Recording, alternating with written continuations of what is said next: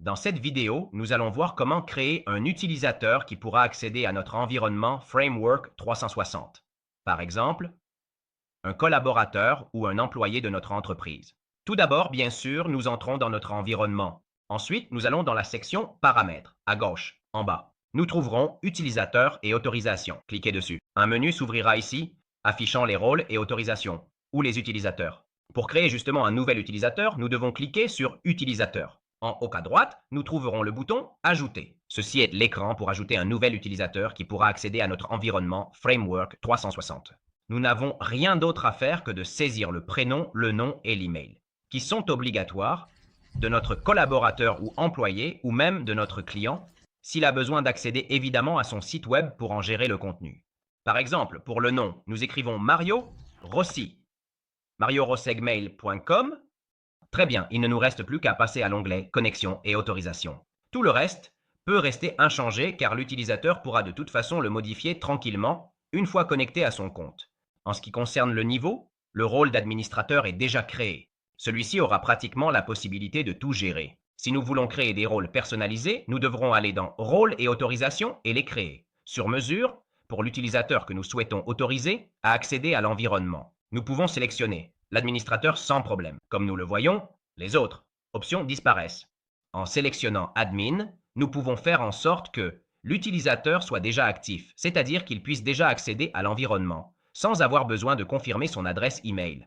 Dans le cas contraire, dès que nous saisirons un mot de passe, par défaut, créé justement pour notre utilisateur, il recevra un email lui demandant de confirmer la validité de l'adresse email que nous avons saisie.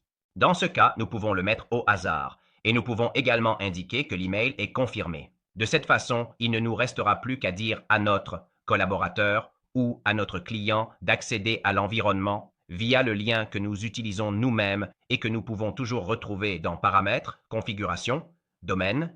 Ici en bas, dans ce cas, il s'appelle ainsi. Il a toujours l'extension .myframework 360 TechWrite. Ou bien, on peut également accéder au back-office via le lien du domaine principal.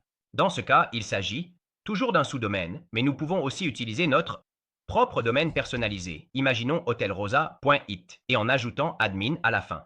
De cette manière, Framework 360 nous amènera à la page de connexion de notre environnement. Si nous voulons plutôt créer des rôles personnalisés pour nos collaborateurs afin de modifier le menu qu'ils peuvent visualiser, il nous suffira d'aller dans Paramètres, Utilisateurs et Autorisations, puis Rôles et Autorisations.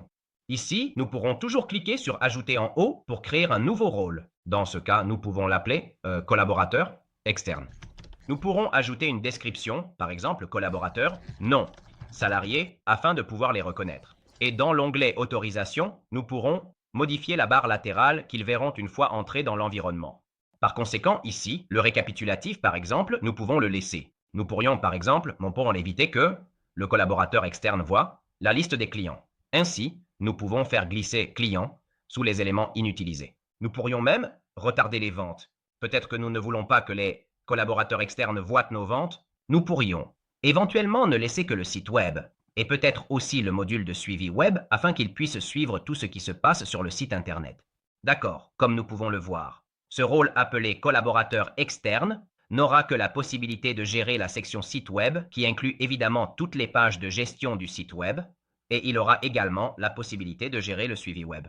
Nous pourrions ajouter des séparateurs. Par exemple, ici, nous pouvons insérer gestion du site qui servira à diviser les sections comme nous le souhaitons et ce sera essentiellement une étiquette non cliquable. Ceci est possible à faire dans Ajouter du contenu. De plus, nous pourrions limiter l'affichage des widgets du tableau de bord. Comme nous pouvons le voir clairement, l'administrateur voit tout, tandis que le collaborateur externe pourra éviter de voir les ventes, les clients, et pourra aussi ne voir que les informations du site et les événements récents. Nous pouvons également retirer les événements récents. Ici, nous pouvons configurer un mode lecture seul, ce qui signifie que, dans ce cas, la personne à qui le rôle de collaborateur externe a été attribué ne pourra pas modifier les données de notre environnement, mais pourra seulement les consulter. Ceci est très important si, par exemple, nous voulons qu'un collaborateur externe puisse éventuellement voir les fiches clients, mais sans pouvoir en modifier les données. Ici, nous pourrons également permettre aux collaborateurs ayant ce rôle de visualiser tous les enregistrements, c'est-à-dire, par exemple, toutes les fiches clients globales saisies dans l'environnement ou bien seulement les leurs. Dans ce cas, par exemple, cela pourrait être très utile pour les commerciaux.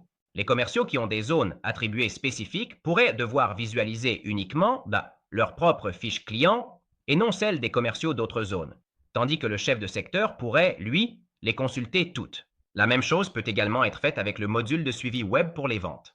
Dans ce cas, par exemple, si un vendeur doit voir uniquement ses propres ventes, il faudra sélectionner l'option pour afficher seulement ses propres enregistrements, tandis que, par exemple, le chef de secteur pourrait devoir visualiser les enregistrements de tous les commerciaux qu'il supervise.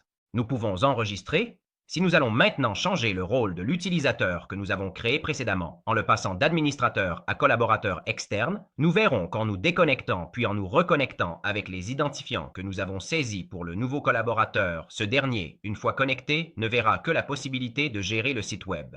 Dans ce cas, il ne verra aucun widget sur le tableau de bord car nous avons décidé, dans le rôle, d'en limiter l'affichage, mais il pourra tout de même gérer le site web. Il pourra également gérer le suivi web et il verra l'étiquette personnalisée que nous lui avons attribuée. En revanche, si nous passons de collaborateur externe à administrateur, que nous enregistrons, puis que nous nous déconnectons et nous reconnectons avec les identifiants de notre collaborateur, nous verrons qu'il dispose désormais de l'affichage complet, comme un administrateur du système.